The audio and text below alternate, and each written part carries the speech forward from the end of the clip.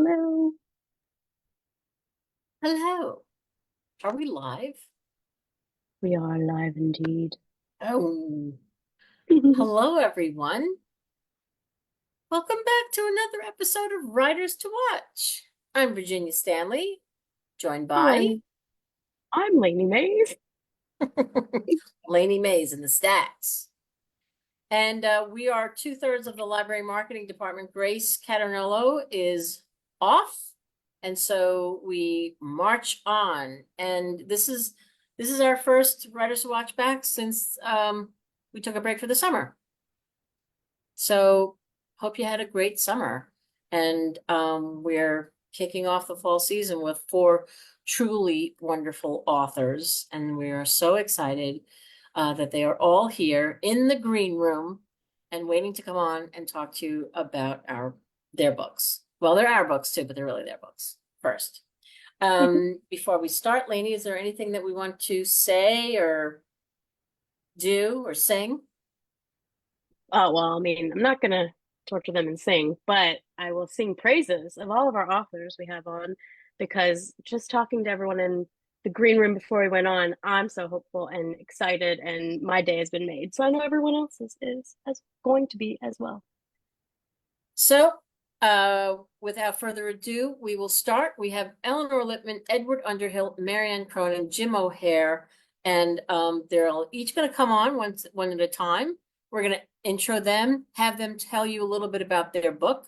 Then they will go back into the green room, and when all four authors are done talking about their books, we'll bring them all back on and have your questions ready. Type them in, and Lainey and I will read them off to the authors. Sound good? All right. So the first author up is Elinor Lipman, whose new book is coming out soon and it's called Every Tom, Dick, and Harry. Elinor, there's the beautiful jacket. Love it. And Elinor, you can click your microphone and your camera and you will come on screen and tell us all about this hilarious book. Yes, hello. Hi. Hi. Yes, the new How are book. you? Fine, thank you. We've already had fun. So We this is have. great. And, we love librarians. And um, this book, you said it's coming out soon, Well, February it's 11th, because February 11th, yes. and I know soon because I just sent the copy edited manuscript back yesterday. So luckily we have a cover. Do you love the cover? Yeah, I do love the cover, and it I love the tells cover. the story. It tells the story, which I'll explain what's Okay, going on in that house. so let me just do a quick intro, Oh yes. frame it out, and then I'm going to turn it to you, Elinor, to let people know what you want them to know about Every Tom, Dick, and Harry. So, Okay. Elinor Lipman has contributed to the Washington Post, Boston Globe, Ladies' Home Journal, Gourmet, and the New York Times, including 2 modern love essays. She's the author of 16 books. I think this is your 15th or 16th. You'll confirm. And her most recent novel, Ms. Demeanor, was a finalist for the Thurber Prize for American Humor and was a Boston Globe bestseller. Her new novel, Every Tom, Dick, and Harry, which goes on sale February 11th, 2025, is a charming laugh-out-loud tale of love and criminality. It's a pitch-perfect romantic comedy and a biting social satire. The New York Times Book Review says of Elinor Lipman, she is an inspired alchemist who converts a serious subject into humor. And with that, I turn it to you, Elinor. Thank you. Yes. So I started this book thinking my narrator is someone a little bit at sea right now in career. She's 32 years old, and her well-meaning parents are willing to turn over their estate sale business, which they had named Finders Keepers, to her. And they're even willing to go from Harrow, Massachusetts, a fictional town, to Cape Cod and turn over their house, everything. She's their only child. So she sort of reluctantly takes over. She gives it a more modern name instead of Finders Keepers. She calls it a state of mind, estate of mind. And, she has to be coaxed into doing this job. It doesn't come naturally, even though she used to add up the prices and bag things for her parents since she was a kid. So the big should-be break is someone tells her about a very big, nice house for sale on the nicest street in Harrow, Massachusetts. So she calls the owner and, she gets the contract. And then she finds out, and this isn't a huge, big reveal, that it bills itself as having been an Airbnb, but there is another business going on upstairs. So that accounts for the line of men walking up to the house. So let's just put it this way: there's love for sale at this house. Yeah, yeah. So, and we've got a good cop and a bad cop, because we've got the romantic hero is the chief of police in this town that has about 3 policemen. And the bad cop is the ex-husband of the owner of the Airbnb slash brothel. And he's, a bent cop. And that was really fun to do. It's, from the first page of the first chapter, you're just taken right in. It's very, I've talked to so many people that I could read it in one sitting because it's so much fun. And I love this line where she's talking about, her parents' business that she, estate of mind, her new business cards. And she talks about, as you say, that she has been, being part of these estate sales since she was a little kid.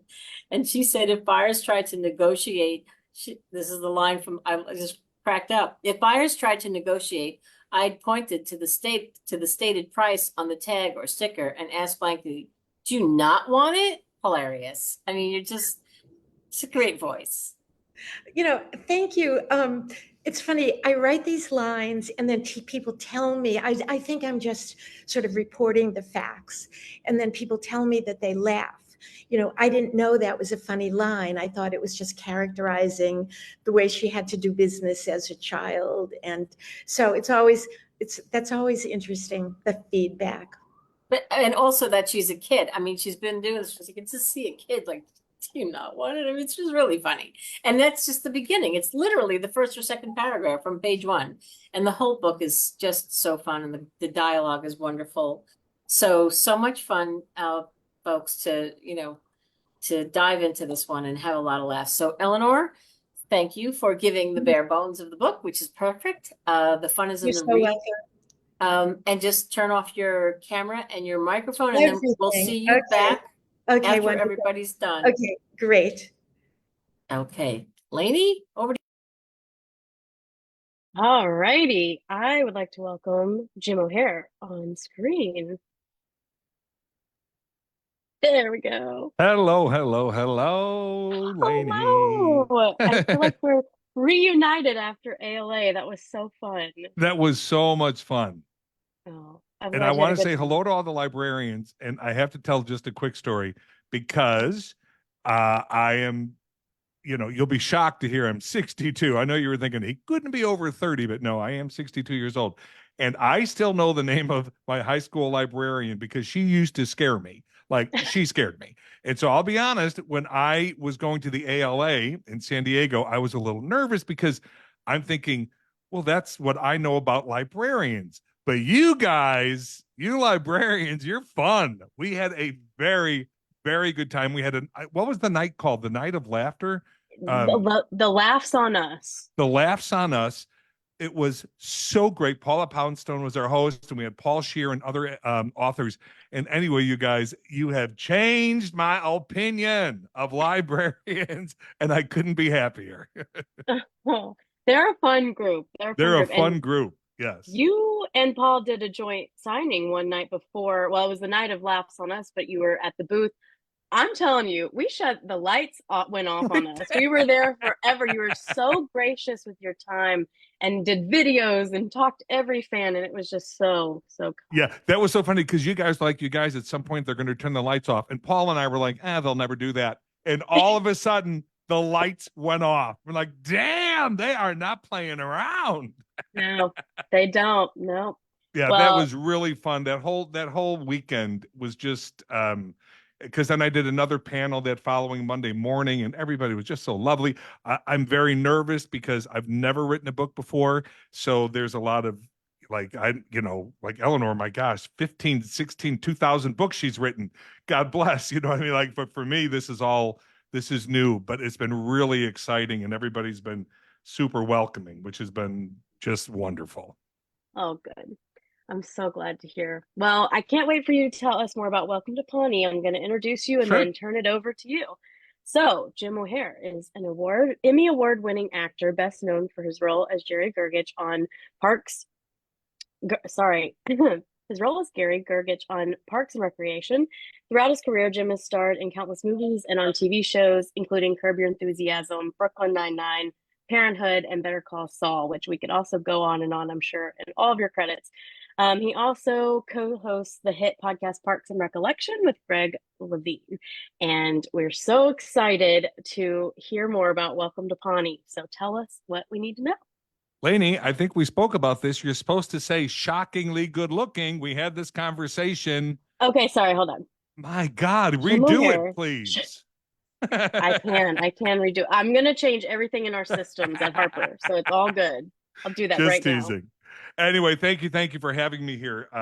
You guys, like I said, this is all new to me. This whole book experience. I didn't even know it was something I could do. I would know how to do. And next thing I know, I was given a gift in 2009, and I was cast in a show called Parks and Recreation. And that show we ran for 7 seasons, and I've had such a blessed career. I'm so grateful. I've been on many wonderful projects over the years, but Parks and Recreation, it's just different. It's a special show, and I take no credit for that. I didn't write it. I didn't produce it. I was just given the gift to play this guy named Jerry Gergich. But it was so special, and it was such an incredible experience with this cast. There was 10 of us at one point, that to this day we are still super tight. We have a thing called the Parks Family Text. And so the opportunity was presented to me to would I ever want to give my thoughts about my experience on the show. And I wasn't sure because I'm like, well, yeah, it was wonderful, but your brain, you're like, what stories do I have? Well, then I started putting down some of the stories, and they were like, oh, you got a book. You got a book here. So that's what I did. I just told a lot of stories. It's not a tell-all book as far as, oh my gosh, this one said this. I wouldn't do that kind of book. And also, I really don't have it because it truly was an exceptional experience, to be an actor and to be with those people, and not just the cast, but this incredible crew and producers and writers. It was special. So I spent a year and a half telling stories and gathering pictures and talking to these people, the cast and the writers and the producers. And what blew my mind the most was the things I learned that I never knew. I never knew that Amy Poehler was not the first one cast in Parks and Recreation. That blew my mind. So that is what I think the fans are going to love. There's so many things the fans are going to love, because if there's stories I've never heard, I guarantee the fans have never heard them either. And Greg Daniels and Mike Shore, they're the ones who created the show, were so gracious with their time and their insights, how we were all cast, how we came together. We were a show that people look at us now and they're like, oh my God, such a big, successful show. And it is, except it wasn't always that way. We fought every year. Are we going to be canceled? We just assumed we were being canceled every year. So there's stories about what we all went through with that. There's over 7 seasons, life also happens in a show. And so there's stories of what we went through personally, losses and divorces and, sad things, but how we all rallied together. So it's like 300 pages of, I guess the perfect way to say it is my love letter to this show that changed my life. before Parks, I was very lucky. I was a busy actor. I did a lot of different things. And then a show like Parks comes along, and you go from being, a kind of a busy actor, happily going along, to people requesting you, and is he available? And is this going to happen? Is that going to happen? And it changed the world for all of us. Chris Pratt is now a worldwide famous. He's one of the biggest stars in the world because of Parks and Recreation. Aubrey Plaza, who I'm working on a new project with her now, they're all up for these. She was just up for Emmys, and Adam Scott's up for Emmys for his show Severance, and Aubrey did White Lotus. This is all because of Parks and Recreation. And so this book celebrates that. And there's also stories of my life. I've been on a lot of shows over the years, so I had some fun stories. I got to meet and embarrass the hell out of myself in front of Mary Tyler Moore, and just awful, made a fool of myself, but she was so lovely. So I tell that story. I've gotten to work with Carol Burnett, which was a dream beyond anything I ever could have imagined, because she is, to me, you bow down to someone like Carol Burnett. As a guy who was a comedy guy, I was raised with Saturday Night Television, which was Mary Tyler Moore and the Dick Van Dyke Show and All in the Family and Newhart and Carol Burnett. And so to have the gift to have actually worked with these people, Dick Van Dyke, I got to work with. So I tell these stories too. I got to work with a brilliant James Spader. So I would say it's 80% Parks and Rec and my love for the show and the stories about it. And then another 20% just stuff that's happened to me that kind of led to all of that. Some embarrassing, some fun. But it was so interesting, this process, because I'd never done it. And once your brain starts rolling and stories start happening, I tell you, it just comes pouring out of you. And we put it in the form of a book. And there's also in this book, I believe it's over 60 pictures that people will not have seen, from my phone, from other cast members' phones who gave me their photos. So there's a lot of, as the kids say, BTS, behind the scenes. So there's a lot of that. I think it's, I don't know, I'm very proud of it. And the cover of the book blows my mind. I take no credit. I had nothing to do with it other than the brilliant people at HarperCollins who brought it together.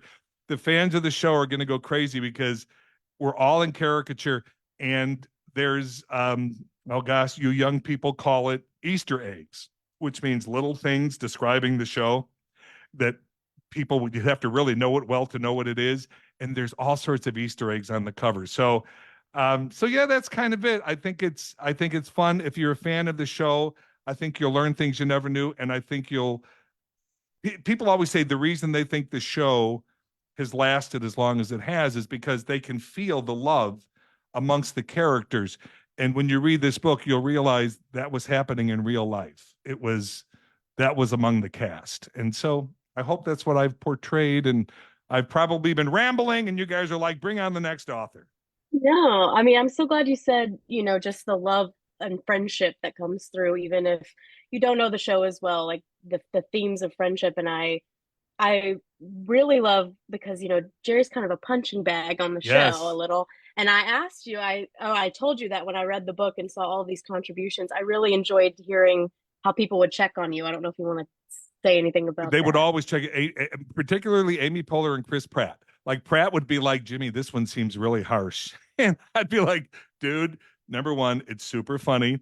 Number two, we're all making a good paycheck. And number three, when the cameras weren't rolling, it was nothing but love for me. So but Amy Poehler, and I'm going to say, I'm not exactly sure. I think I'm 8 years older than Amy. It could be 9, or 8 or 9 years older.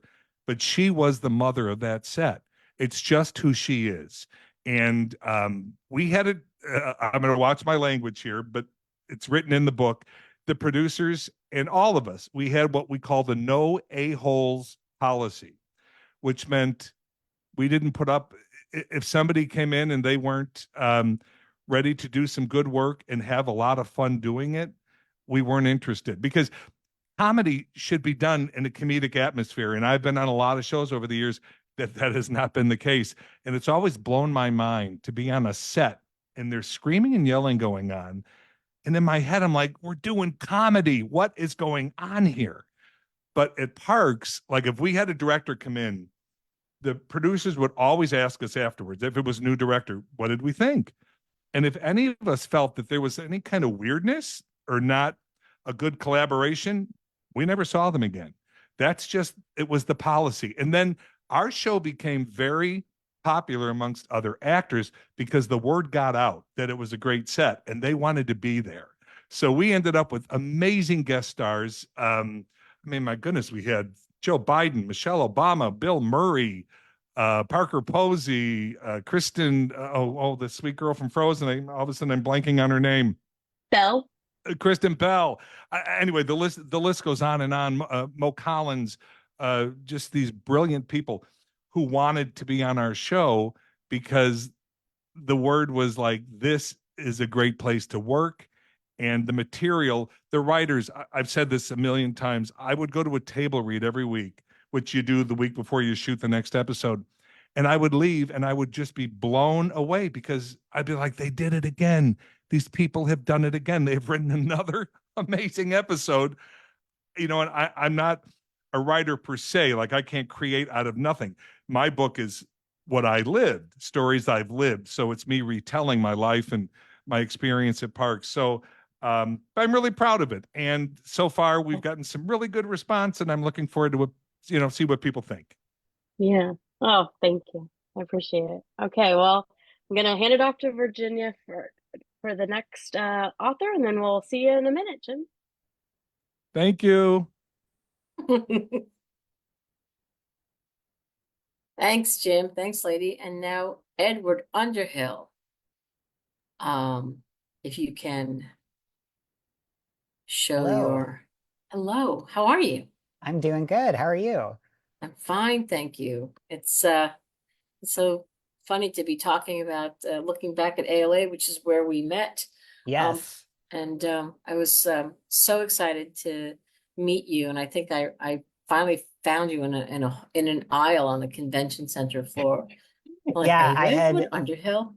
yes, I had purposely gone looking for the Harper booth because for anybody who's ever been to ALA, like you walk into the room and it's just like terrifyingly enormous. And so I was like, I don't have to do an event until tomorrow, but I really better figure out where the heck I'm going. So I purposely went to seek out the Harper booth a day in advance. Oh, I'm glad you did. I'm glad you did. And it was a really wonderful conference and wonderful to have you there and to hear you talk about your book. So the In Between Bookstore, which goes on sale January 14th. So we're going to do a brief introduction, and then I'm going to turn it over to you, Edward, so you can let people know what you want them to know about the In Between Bookstore. So Edward Underhill grew up in the suburbs of Wisconsin, studied music in college, spent several years living in very small apartments in New York, and currently you reside in California with your partner and a talkative black cat. Where is the cat? Because we saw the cat's tail before. Gone, We right? did.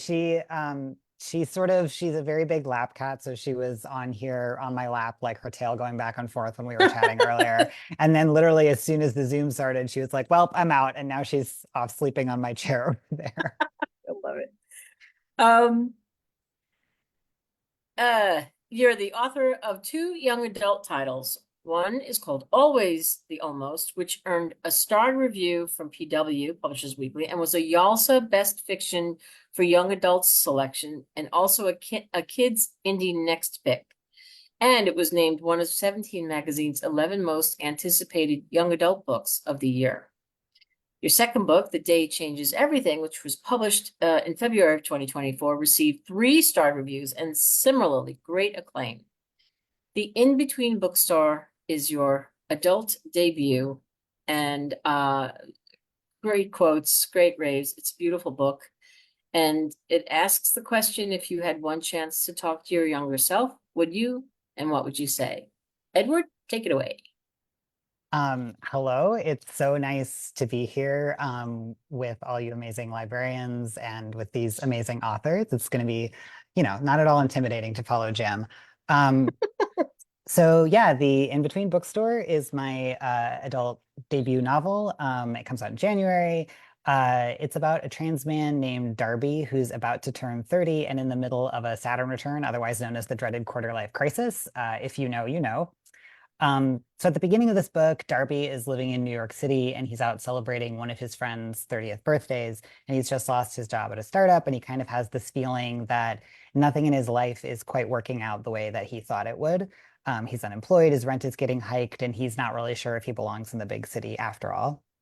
And then he learns that his mom, who still lives in the small town in Illinois where he grew up, is downsizing. So since he's kind of in this crisis of belonging, he decides to move back to that hometown to help her downsize. And the town, when he gets back, has kind of changed. There's more chain stores moving in. There are new condos going up. And his former best friend, Michael, who he had a big falling out with when they were both in high school, is still in the town. In fact, Darby runs into him and it's kind of weird and awkward. But there's one thing in this town that's still really familiar, which is the independent bookstore that Darby used to work at in high school. So he stops by to visit it, and when he walks through the door, he goes through a time slip and encounters his pre-transition teenage self behind the register. Of course, this totally freaks him out, and he is convinced that someone must be playing a trick on him or something. But every new book that he picks up from the shelf says it was published in 2009. So this basically sets up these two worlds that Darby navigates throughout this book. There's the present day world outside the bookstore where he's helping his mom pack up the house he grew up in, and he's running into people he knew as teenagers who are now adults, and he keeps running into Michael. But anytime he walks into the bookstore, it's 2009, the summer before his senior year of high school. So the more time Darby spends in the bookstore, the more he starts to think that there must be some meaning to all of this. There must be a reason that the bookstore keeps bringing him back to this moment in his own past. Like maybe he has a chance to change his own present for the better. Maybe he has a chance to tell his younger self something important. Maybe he has a chance to figure out why he and Michael really fell apart, which happened at Darby's 17th birthday. So that's kind of providing the ticking clock of the book, that the whole story takes place in the weeks leading up to Darby's 30th birthday in the present and his 17th birthday in the past, when he and Michael are going to have this big falling out that will change both of their lives forever. And the question is, can Darby do anything to change this moment in his past? And if he can, will it change the course of his present life? So the book is basically magical realism, speculative fiction with these characters who have a complicated history and were once best friends and have a chance to maybe be something more. I wanted to write a really high concept story that was taking this universal question of if you could tell your younger self anything, what would it be? And approaching it from a queer perspective. But at the same time, I also wanted to believe that this story could be mainstream, upmarket, commercial, accessible. It could be universally human. And I think about that balance a lot, that historically, I think queer characters and queer stories have been thought of as niche. And I think we're only just starting to see that change. So with the In-Between Bookstore, I didn't want to ignore the fact that Darby is queer and trans. It defines how he feels about a lot of different things. But I think what's really cool about high concept stories is that you start with a big what if question where it feels like you as the reader immediately start to think about what you would do in that situation. And then you read the book to see what these characters do specifically. And my characters are queer. So at the end of the day, Darby's story and Darby and Michael's story is still really about the ways that humans see and don't see each other, the ways we hurt each other without meaning to, the ways we're all trying to figure out how to fit in and feel less alone. And I think those kinds of emotions are very universal. And then another aspect of the story for me that was really important was setting, not just the time traveling bookstore, but the whole town. It's totally fictional, but it's based very much on places where I grew up in the Midwest. And I think small towns are often viewed, particularly by folks in big blue cities. I now live in a big blue city, as very black and white, like they're not queer friendly. Everybody votes a certain way or has certain jobs or looks a certain way. And I didn't want to romanticize or demonize this town. In this book, Darby left his hometown because he didn't feel like there was space for him. But when he comes back and he sees that Michael is still there, he realizes maybe there were queer people here all along and he just couldn't see them. So I think a lot of us have like had that experience of feeling like we somehow fundamentally didn't belong someplace, and somehow it never occurred to us that maybe other people felt the same way. And then kind of the last thing I wanted to try to do with this book was just write a recognizably like millennial and Gen Z experience. Darby is defensively sarcastic. He's doing his best and also kind of a mess. He's unmoored and trying to figure out how to be an adult when a lot of the traditional markers of adulthood feel kind of out of reach. But at the end of the day, he also still has a lot of agency. I wanted this book to be about possibilities, really, like the paths you take and the paths that you don't, and how all of those choices shape you. And that was what was really fun about writing this book. I mean, I got to have lots of fun with weird 2010s nostalgia and various time travel logistics. But this is the first time I've gotten to publish a speculative book. And I think this is the thing that I love about speculative fiction, that you can explore these very ordinary aspects of being human, but with a time traveling bookstore. So I really just wanted this story to be funny and angsty and bittersweet and ultimately uplifting with a time traveling bookstore. So I hope you enjoy it. Ah, you've said everything. It's so wonderful. It's so wonderful. I remember when you spoke about the book at ALA. I think that might have been the first time you spoke It about the book. was. That was Yeah. the first time I saw the book in any physical form also. So that was a very emotionally overwhelming morning for me. I was really glad I had caffeine before. Yeah, well, I know that, and that moment when you saw the galley, it was a I think it was a pre galley. We just got them done quickly, and then when you saw it, it was like, wow, this is, I mean, it was heady. It had to be so heady, and Yeah. it's such a, it's such an important book, and it's such a, I don't know, it's it's accessible, and it's kind, and it's upfront, and it's just a really unique and special book. And I feel like after you spoke at that breakfast, well, there was no breakfast, but there was coffee. People just came running up to the table to get that book signed. They couldn't wait, Yeah. which It was was really really cool. special. It was really special because this was definitely a book that, for me growing up, I still remember when I found the very first queer book I ever found that was at the independent bookstore that used to exist in my hometown, which isn't there anymore.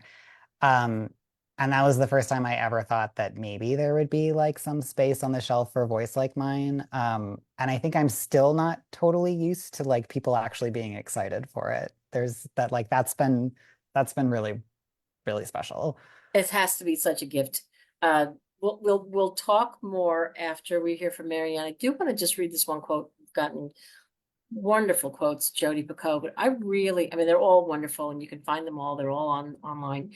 But Stephen Rowley, who wrote The Guncle and The Celebrants, says Underhill skillfully employs a clever setup and a queer lens to explore the deep changes we all experience in growing up and the kindness and forgiveness we owe our younger selves. Truly lovely. I love that quote. Me too. Thank you, Edward. We will circle back in a little bit, so talk more.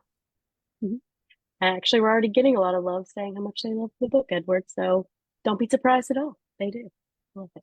Librarians get it early. Also, I did throw in the Edelweiss catalog link in there so everybody can access the book information and galleys if they're available. Enjoy.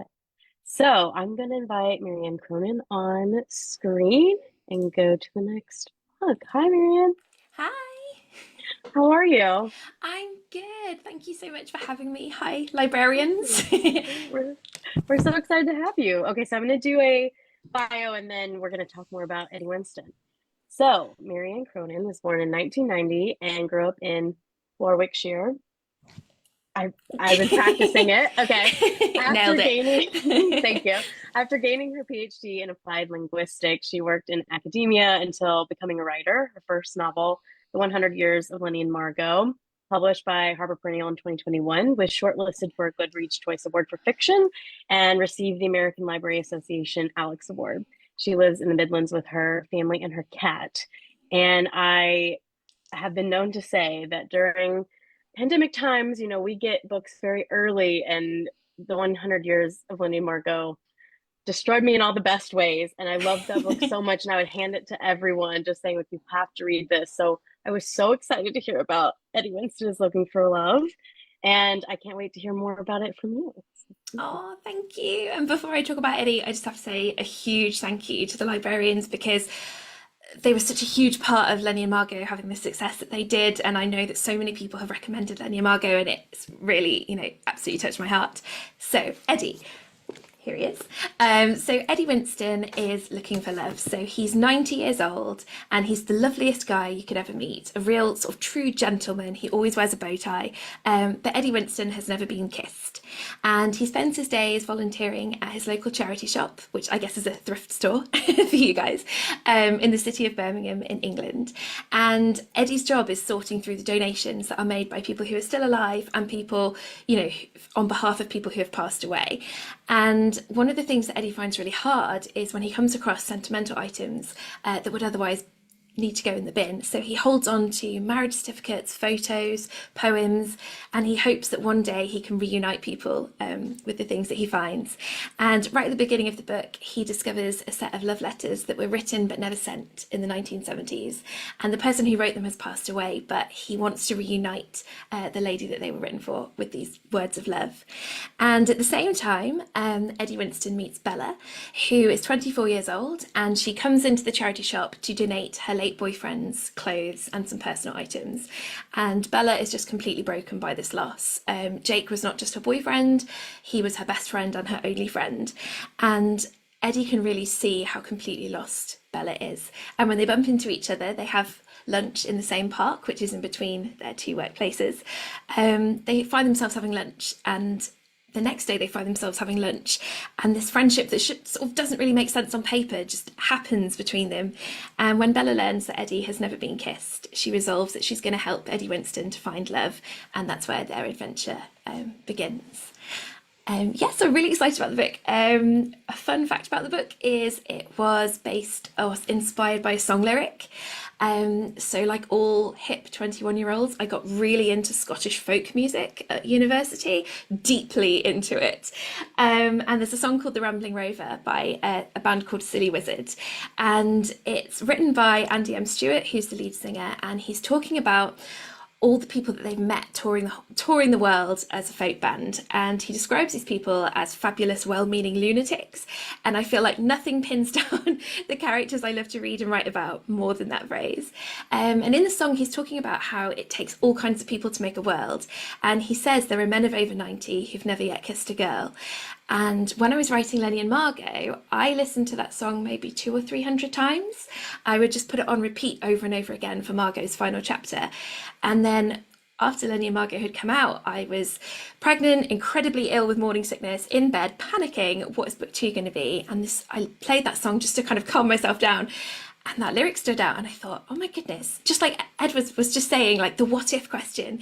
What if you were 90 years old and had never been kissed? And what kind of person would that be? And what if in your 90th year, which might be your last year on earth, you decided that you were going to look for your very first love? So that's Eddie Winston. Oh, that's great. Thank you. And I just want to read quickly this Culture Fly UK quote that says, Marianne Cronin does a terrific job of balancing the divergent tones, the romance and tragedy, and a near-miss love story, and the comedy of hijinks to create a novel that feels abundant and intimate, messy and tragic, frustrating and joyful, just like life. And I shortened it a bit, but I think it's such a lovely quote.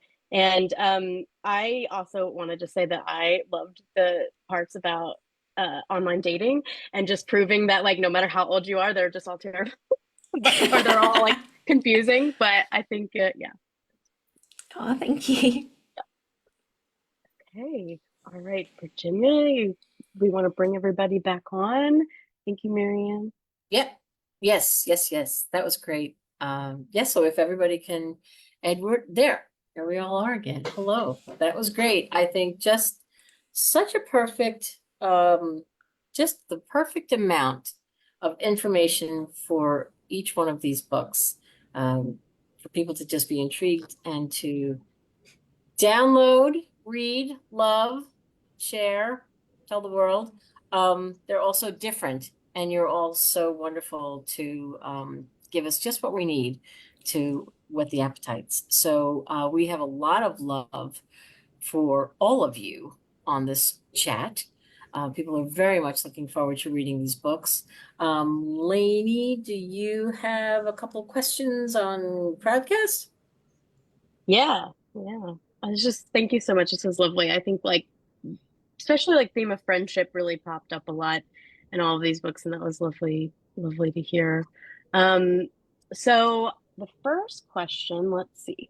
Question for Edward. Can you talk about the difference between writing for YA versus writing for adults, and what prompted you to write this adult book, and will you write future YA, or will you write YA in the future? Yeah, sure. So I definitely will write YA in the future. I have a third YA book coming out also from Harper in May of 2025. Um, but I think, yeah, it was sort of funny. I never initially thought of myself as someone who would write for adults. YA is just something I have loved to read and love to write. And it was also where I first saw a space for queer voices. So it sort of felt like a natural place to start. And then the In-Between Bookstore sort of came about. It was a very winding road where an editor on my YA books noted in one of my books that I, despite living in New York, completely forgot where the Strand bookstore was located. And I had put it in the wrong part of the city, or like, enough wrong that it was very embarrassing having lived in New York. And she was trying to make me feel better. And she said, it's okay. That bookstore exists like through a portal halfway in another dimension.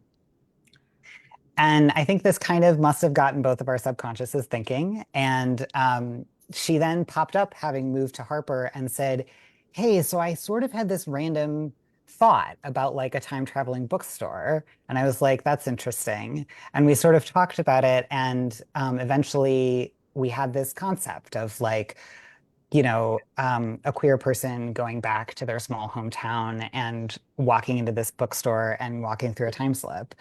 Um, and I think like what ended up being really fun for me was that me and a lot of my friends have still been reading a lot of YA. I think a lot of younger readers have sort of been struggling a little bit to find their way into adult fiction that they feel like reflects their own experiences, and especially in queer spaces. Um, and so it really just felt like, oh, I have this chance to like, I love writing for teenagers, but I also have this chance to write for me and my friends now, for where we are in our lives now. And that ended up being way more fun than I expected it to be. And it let me wrestle with a lot of just the sort of thornier issues that happen as you get to be an adult. And I kind of wanted to go beyond a little bit of sort of the structure of YA romance, which is what I had been writing, to something that was speculative and something that had a little bit more of a bittersweet feel to it. Yeah, so I hope to keep doing both. I really like them in different ways. Awesome. And we have one about audiobooks, and I think it'll be an interesting answer because some, like Jim, I know you read your audiobook, and other people read some of the fiction books. So it's this, can you talk about the rise of audiobooks, and do you listen to audiobooks yourselves? And what do you think they bring to the reading experience that enhances a novel? So I think it's just a general audiobook question, really, like your experience with audiobooks. Yeah. But is this for all of us, Lainey? Yeah, if you have anything to say about Well, audio, yeah. it's funny. I listen to audiobooks all the time, and it's not so much an answer about how I listen, how I experience fiction, nonfiction, memoir. It's just I get to do more reading, or I guess experiencing, because I listen to audiobooks when I'm cooking, walking, emptying the dishwasher. So it's just, a leg up in terms of a bookshelf and more reading that I get done because of it, because of audiobooks. Oh, Jim, you're muted. And I go to sleep listening to audiobooks too. Oh, there we go. Am I back? You're good. Yeah. Yeah. My opinion is number one. Yeah. I'm kind of old fashioned. I just love to hold a book. I love to read a book. That being said, when I'm in the car, if I have a trip, if I'm going to be in that, and I live in LA, a 10-minute trip can be an hour and a half in the car. So I love an audiobook in that way. But having recently recorded my own book, Wow, it's a lot. I had no idea what went into it, and they brought a great cast of characters together because there's other people in my book talking about their experience, the creators and some of the cast members, and so they brought in other voice actors, but it's a lot that goes into recording a book. It's line by line, and Done it anyway, it too. took a whole lot. So I have a greater appreciation for it, big time. But I will stay like yesterday. I just last night. What book did Oh, a book called The Silent Patient. I don't know if anybody has Oh ever yeah. heard of it. Yeah, It, read it, it. yeah, it's been bouncing around, and I ended up with, and I just, oh, that I don't know. I just love having it in my hand. I love finishing it, but just the way we live in a world now, where if I need to be somewhere else, I'm happy to pop it in and listen to whatever they have on an audiobook. Yeah, I love it. I Well, think for especially because me, they oh, know your sorry. voice. I'm sorry. I was just going to say they know your voice, so it's very familiar in that case. Yeah, no, and I was happy to do it. I was totally like, because they gave me the option. Do I want somebody to read it? It made sense. It should come from me. I just didn't know what was involved. And Yeah. here's a quick story that has nothing to do with this, but it just blew my mind. So the director and the sound engineer told me that because they booked me for 3 days. It would be 3 full days to record my section of the book, and so that's fine. So they told me a lot of people don't know what this is going to be, and they've had it happen. One case in particular where the person walked in, they had a 3 day book that took 3 weeks because Wow. it's a whole thing. It's a whole thing. Inflection and sound and so it's a big process. For But when they sure. come out well, I love hearing an audiobook. Yeah. Thank you. Marianne? Yeah, I think before I became a writer, I had no idea that writers could have a part in the process of the casting of the books. And that's been such an amazing journey for me. When we were casting for Eddie Winston, I heard the voice and I was like, oh my goodness, there he is. Like, that's Eddie. Like, that's the voice that's in my head. And it's so strange because it's just this feeling of like, oh, there you are. And I would get really weird about listening to someone read my words because when I write almost to a beat, like there's a pacing to the sentences, and I sort of get nervous, like, how's it going to sound with someone else's sort of interpretation of these sentences and these lines? And I listened to Eddie's audiobook, just the first and last chapter, and I was like, oh, it's better than, than what I would have. If someone had made me read Eddie, I wouldn't have done it as well as he had. But I think that's kind of the magic of audiobooks, is you get that little sort of sparkle of like, oh, this character's talking to me, and there's something kind of really lovely about that, I think. Yeah, there will be an audiobook at the In Between Bookstore, which I found out recently, and that's exciting. I I sort of have like I've discovered not everyone does this, but when I read a book, like actually am reading it, I'm basically always hearing it in my head. So I read essentially at the pace that I talk, which is why I read very slowly. But that's also made like sort of like what Marianne was saying about the audiobook casting really interesting, because in a sense, whenever I'm reading it through, I sort of am hearing the pace of the words and the voices a little bit in my head, but it's still like it does feel like it takes on another life when you hear someone else. And I think I sort of love that there are things that are different, that there are things that those performers, because they are like actors who are thinking about this, like there are dimensions that they bring that like I wouldn't even have thought to see. And that aspect I always find really cool. Now, Yeah, oh. go ahead. Oh, when I first started listening or tried to listen to any of my books, I remember with The In It Like Divine, which was my third novel, I got to a point where there was a good amount of Yiddish words that were so mangled that I shut it off. I not only didn't finish that, but I stopped listening to my own books. And then it was re-narrated recently by a narrator named Piper Good-Eve, In It Like Divine. And, we worked on the Yiddish. And when I read it, I was so happy with it. The book was written in 1995 or something. So I was having this experience as if I didn't even know the book. And I thought, well, this is embarrassing. But I wrote an essay for AudioFile magazine about, sort of coming back to my books after being completely turned off and worried about pronunciation and voices and everything. So my narrator saved it, and I wrote this sort of apologetic, narcissistically excited thing about my new audiobook of an old book.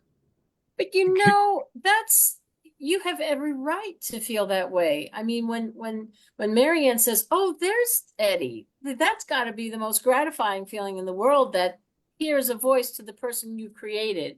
So, Elinor, I'm with you. I mean, I think they've come a long way since then. I mean, when we submit our audios to reviewers, we get 2 reviewers to listen to it, because if one isn't quite sure of the dialect, of the place, of the time, they say, you listen to this and make sure this is right. I mean, that's what they should do. That's the care that should be put into all of those audios. It's important. It's your person. It's your place. It's your thing. Yeah. Can I jump in with a quick question for the yeah. other authors?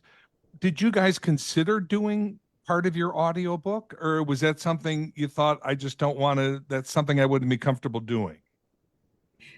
I did one of my novels called The Pursuit of Alice Thrift. I recorded it. And as you said, I mean, maybe it took 3 or 4 days. I was stopped every other sentence. Yes. They gave me a green apple so I could take a bite of the apple and salivate a little bit. So it'd be nice and moist in my mouth or something. Yes. Way more work. And the only other book I did was my own essay collection, because they didn't mind about it. It wasn't a novel, and I could just read the essays, and some of them, made me a little emotional, and they kept that in. But I'm actually about to start recording some books for it's actually called the Jewish Braille Institute. What is it? Jewish Institute for the Blind. Jewish Braille Institute, I'm sorry. But I'm going to be recording books for them, not my own, but books that aren't recorded, Right. that are out there. I haven't been offered, so I'll try not to take offense that maybe my voice is just a little too squeaky. I don't know if I would want to read them, though. I mean, most of my characters are either much older than me or have a different dialect. I feel like if it would be like I'd break the fourth wall almost. I don't know, because they're fictional characters. But I think if I ever wrote something non-fiction, I think I'd maybe slip them a little voice note and be like, what do you think? Did you enjoy recording yours?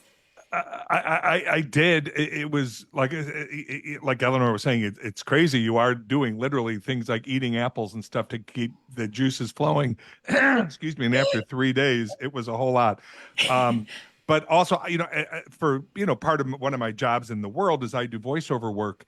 But I normally jump into a studio. I do an hour, maybe an hour or 2 of different, whatever, it's an animated project or whatever the project is. This is a whole different beast.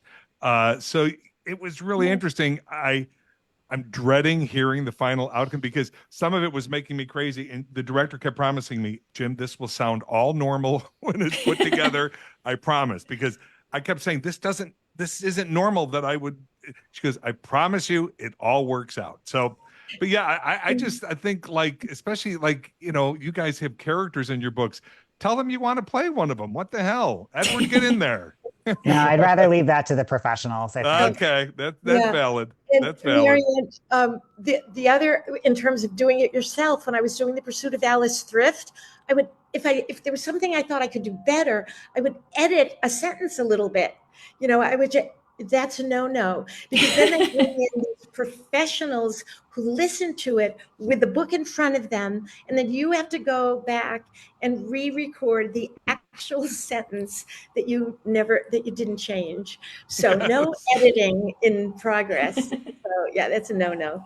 Yeah, It's I hard. kept wanting to make changes, and she's like, Jim, that ship has sailed. Like, you're reading the words that are in front of you. There is no more changes. So it was tough. That part was tough. I would find that really hard too, because you're Yeah. reading, you're scrutinizing everything, and you're like, that's just, let me Yes. change this one word. Even though I've Um, read the damn thing 100 times at this point, every time I read it, there's changes I wish I could make Yeah. because it's like any performance I'm ever in. If I see myself in a TV or film thing, I immediately am like, oh, why did you choose that? Why, that I don't know. We're our own worst enemies. That's how it is. Totally, totally. So I'm going back to the chat for a question. So this is for Jim O'Hare. And you'll recognize this statement because I think you heard it a lot in line at ALA. It says, I received a pen from a former library coworker that said punk ass book jockey, which, as we know, is said by guest star and wife of Nick Offerman, Megan Mullally. Yeah. Do you have a favorite star that made a guest appearance on the show? Wow, so many. Megan was one of my favorites just because I was a big fan of Will and Grace, and she, of course, played Karen on Will and Grace. So I love that. And by the way, let me give a huge shout out to the librarians who truly love the term punk ass book jockey because I had a little trepidation like, are these because we were harsh on the library? Parks and Rec, the Pawnee people were a little harsh on the library, but you guys took it for what it was. And because Leslie, at one point, she said something about they're so smart and well read. That means trouble. I mean, something like that, which is obviously such a huge compliment. But no, so I would say Megan Mullally. Oh boy, we had Bill Murray. What that was like shocking to me because again, the comedy world, SNL. So we didn't know if he was even going to show up because he doesn't work with agents and managers. So it was a whole craziness, and he did show up. So he was amazing. I loved Christy Brinkley played my wife on the show, and she is just incredibly sweet and lovely human being. So that was amazing. Yeah, there's so many, but those are some of my highlights. Yeah, you know what's gonna happen, Jim. We're gonna hang up and you're gonna go, oh, I forgot to say so and so. I know it all the time. Yes, yes, yes. There is a question here from Wendy Hitt, Hitt. Her question is for everyone. What are your mechanics as a writer? So basically, I think she's asking, what's your process? So I think, Elinor, can we start with you?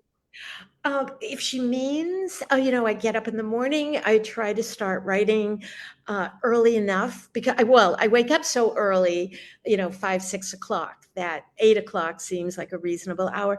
And I aim for 500 words, and I don't move forward in the book until I've completely polished the chapter I'm working on. So I might spend a week writing a chapter or 2 weeks writing a chapter, and then, twice as much time rewriting every sentence. And then I send it to a wonderful former editor of mine who's, unto herself. It's Stacy Schiff, the biographer. She was my editor when she was 25 years old at Viking. So that's it. Write, rewrite. Don't move on till I'm satisfied. I've polished it as much as I can. Edward? I feel like I'm sort of the opposite, where I'm often writing very fast if I'm on a deadline. So the In-Between Bookstore I actually wrote in about a month and a half. I don't recommend doing that, but it was a wild time. I turned it in from the floor of my bathroom with food poisoning because my fridge broke. So I don't recommend that either. But I think the good thing about doing that was that it has kind of let me start to figure out patterns that I see in my own process. So I've discovered that I often do sort of a first draft that nobody sees except maybe my agent. And that's just the draft of me going way too much into like the quiet inner thoughts of these characters that actually nobody wants to read, but it's me figuring out who they are. And then after that, I throw all of that out and I rewrite the whole thing. I'm often not doing like the whole book that way, but I'll do a chunk of it. And then I'll rewrite that chunk to be like, okay, but now what's the plot that's going to move forward? What's the voice? And then sort of after I get the plot down, then I rewrite the whole thing again. That's really getting the voice and really getting the emotions. in there. So you kind of have the crash draft that's just who the heck are these people? And then the draft that's and how does the plot, like there has to be a plot. Unfortunately, it can't just be vibes. So like what's the plot? And then after that, what's the voice, what's the emotion, and why do we care? Sort of that kind of nuance. And sometimes if I have time, that'll all happen before it even goes to the editor in the first place, because I really love the point of working with editors where we're really digging into the character and into the nuance, and not just like, well, this entire plot point is a shit show, you know, like, which does happen sometimes. Sometimes because of deadlines, that's what I send the editor first. But I love getting to work with editors where I think they're like so brilliant at being able to see the nuance in there that I'm trying to get to but haven't figured out yet. Got it. And because we're going to wrap up soon, but I don't want to end without mentioning that if you have a wonderful behind the book piece on Edelweiss that I encourage people to read after we log off. It's just about growing up in Wisconsin and feeling alone and sort of othered, and the powerful role that books played in your journey of self-discovery. That was beautiful. So Oh, thank you. yeah, really lovely. So it's on Edelweiss, and it's the behind the book piece. So let's go on. Marianne, what's your mechanics? I would describe my mechanics as chaos from the very beginning to the end. I try to plan, I really do. And whenever I try to plan, everything starts to feel quite contrived. And I'm not sort of in the character's head. I'm just thinking, well, get from A to B to C. So the 100 Years of Lenny and Margot, that took 7 years from first draft, first line to publication. Eddie's taken about 2.5, so I'm getting better, but probably not the speed I could. I know an author who will put everything on post-it notes and have them on the wall and have that whole idea sent to their editor before they even kind of start writing. And for me, once I had Eddie's voice, it was a case of putting him in situations and seeing what he did. And so there's probably about 50,000 words that are on the cutting room floor where I've just taken him to Zumba to see what Eddie does when he goes to Zumba. And does that work with the book? And no, it doesn't. It has to come out. Eddie goes speed dating. No, that feels too much. Take it out. So for me, it's really just like trying to figure out what he's going to do, which sounds a bit kind of mystical. Like, where's he going to go? What's he going to do? And what feels right for the book. The only thing I know is usually, so for both books so far, the first sentence is the very first sentence I wrote for the book. And I usually know within the first page how the book is going to end. So I have my A and my Z, but I don't have anything in between. And so I'm sure my agent would tell you it's not the most efficient way to be a writer. Well, it works for you. I mean, your book's just, so wonderful. Oh, thank you. Well, I try. Yeah. And Jim, your mechanics. Well, first of all, I am in just so in awe of you guys, Elinor and Marianne and Edward, to think you just start with a blank page and start. I can't even imagine. I wish I had that. I always say, like in the world of comedy, I'm a contributor. I'm an improviser. I can add to things, but to just have a blank piece of paper and start it's going. horrifying. It's like completely horrifying. I can't You just imagine. sit there and you're just like, what am I going to do? What am I going to be terrible. Yeah, I'm getting nervous even thinking about it. So I hats off to you guys, to all authors who do that, to writers. For me, because this was my first, jump into this world, they gave me a ghostwriter named Matthew Dodonna, and our process, excuse me, was pretty great. We chatted over a year and a half. We talked, and we would come up with topics we want to talk about. He would talk about this season of the show, that season of the show, this thing happening in my life, that thing happening in my life. He would give me prompts to get me thinking about it. And then I would tell him these stories, and then he would put them together, but then he would send them back to me, and I would have to turn them into my words, because he's writing how Matt writes, and he's much smarter than I am, because I always remember one time he sent me this one thing, and it said something about, and I remember when Nietzsche said something, and I'm like, dude, the word Nietzsche has never left my mouth. So we need to clean some of this up. But, he's this wonderful, talented writer, and I'm the goof who's an actor on TV and film. So that was our process, and it went back and forth for a year and a half. We would do chapters. He'd send me chapters. I would redo the chapters, and then that would create new stories. And then I would interview the cast or the producers, and then that would open up a whole bunch of questions in my head, which was amazing. That was my favorite part, was talking to them, because they have their own stories, things that I didn't know about. So yeah, I had shoulders to, I was being carried to make this book.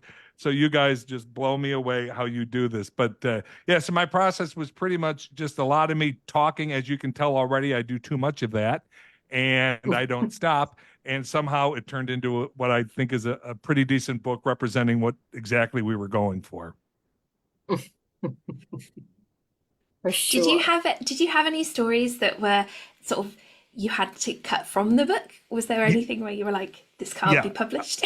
I definitely did, but none of them were salacious as far as, because some people thought this was going to be like a tell-all. I'm not that person, number one, and there really was nothing to tell. It really was an amazing experience for 7 years. That being said, when you hang with Chris Pratt and Nick Offerman and Adam Scott and Amy Poehler, and we say terrible things, we do funny things that should not be repeated, that nobody should ever know about. But that's just, friends, pardon my language, dicking around on set, So, but yeah, some stories definitely, but they weren't, I did not tell them because they were,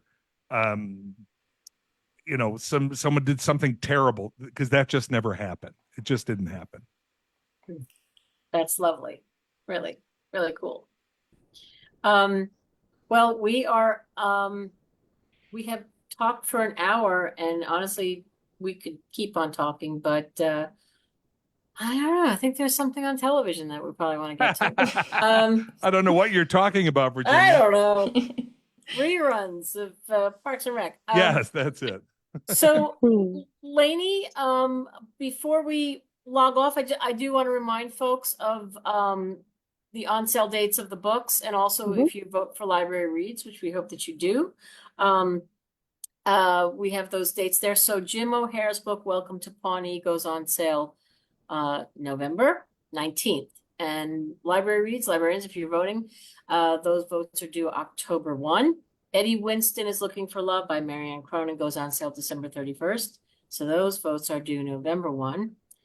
The In Between Bookstore by Edward Underhill goes on sale January 14th, 2025. Those votes are due December 1st. And Every Tom, Dick, and Harry by Elinor Lipman goes on sale February 11th, 2025. Those votes are due January 1. I think I have that right. Lainey, do I? Yeah, I think so. And here one last time. I'll have all of the images up. I will try anyway. There we go.